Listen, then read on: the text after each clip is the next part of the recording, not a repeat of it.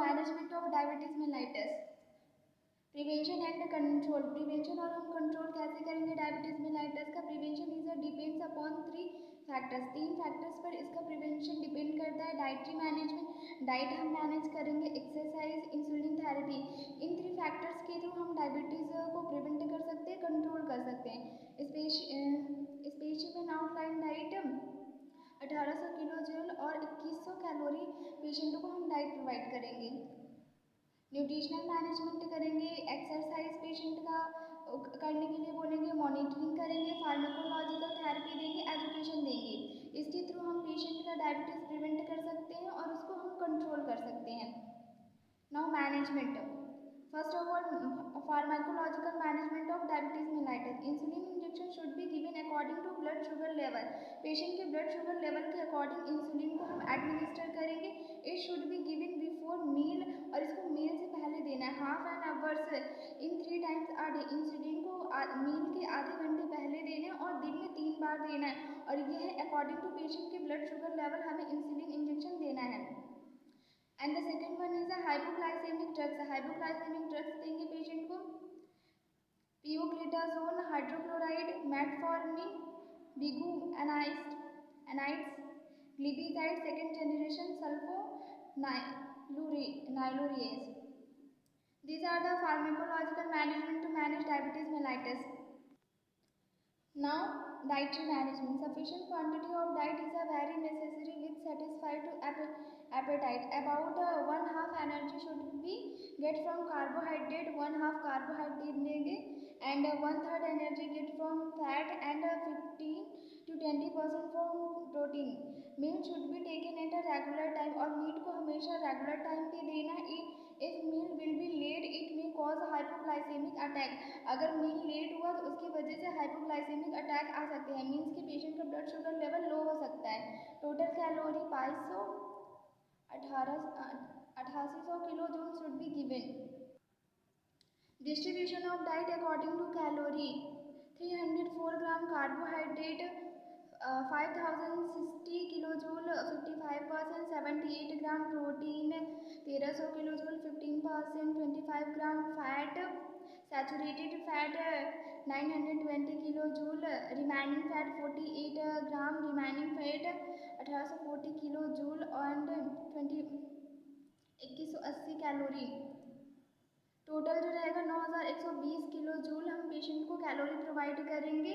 1 gram carbohydrate is equal to 16.64 kilo joule, 1 gram fat is equal to 36.8 kilo joule, 1 gram protein is equal to 16.66 kilo joule. This is the dietary management to manage diabetes mellitus. Now we will discuss about nursing management to manage diabetes mellitus. Diabetes mellitus को manage करने के लिए एक nurse को क्या क्या करने चाहिए? Teach the patient about following a prescribed meal plan. जो पेशेंट के लिए डाइटिशियन के थ्रू मील प्लान किया गया है उसके बारे में पेशेंट को बताना है।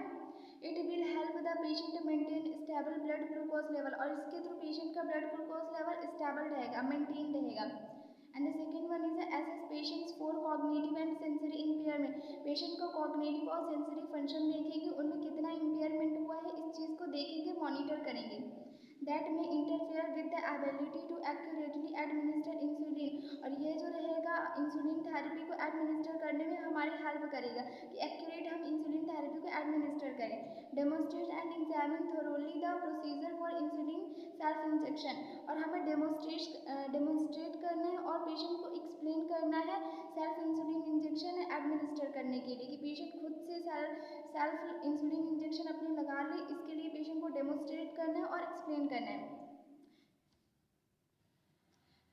Review doses and time of injection in relation to meals, activity and bedtime based on a patient individualised insulin regimen.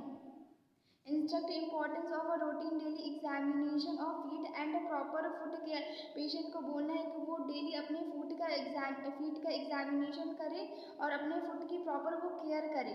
Instruct teach the patient to inspect shoes. Patient को बोलना है कि वो अपने शूज़ को डेली चेक करे, उसके बाद ही उनको वियर करे। Daily be feeling the inside of the shoe for irregularities in the lining, sharp object in the roll of shoe to reduce risk for injury, check करना है कि शू में कोई भी शार्प इंस्ट्रूमेंट ना हो जिसकी वजह से इंजरी ना हो। Instruct the patient to wear appropriate size of footwear, patient को बोलना है कि वो एप्रोप्रिएट साइज का फुटवेयर पहने और they should be well comfort, और वो कंफर्टेबल हो। Instruct to trim nails straight across, और पेशेंट को बोलना है कि वो अपने नेल्स को ट्रिम करे, शॉर्ट करे उन्हें, and the file sharp corner to match counter of toe. Instruct patient in the importance of accuracy of insulin preparation, patient को इम्पोर्टेंस बताना है कि एक्यूरेट इंसुलिन कितना इंपॉर्टेंट होता है। And meal timing to avoid hypoglycaemia, और जो मील का टाइम रहता है वो कितना इंपॉर्टेंट है हाइपोग्लाइसेमिया को प्रिवेंट करने के लिए। इंसुलिन थेरेपी और मील के इंपॉर्टेंस को बताना है पेशेंट को।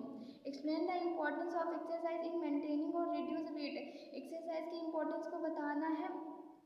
Advise patient to assess blood glucose level before activity and to eat carbohydrate snack before exercising, patient को बोलना एक्सरसाइज करने से पहले वो कार्बोहाइड्रेट स्नैक्स लें to avoid hypoglycaemia. Hypoglycaemia means low blood sugar level को प्रिवेंट करने के लिए वो एक्सरसाइज करने से पहले कार्बोहाइड्रेट स्नैक्स लें।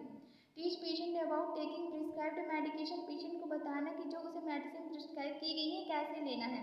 To decrease blood glucose level, blood glucose level को डिक्रीज करने के लिए। Teach the patient to balance exercise with food intake, और पेशेंट को बताना है कि वो एक्सरसाइज करे फूड इंटेक करने के साथ साथ, उससे उसका ब्लड ग्लूकोज लेवल मेंटेन रहेगा।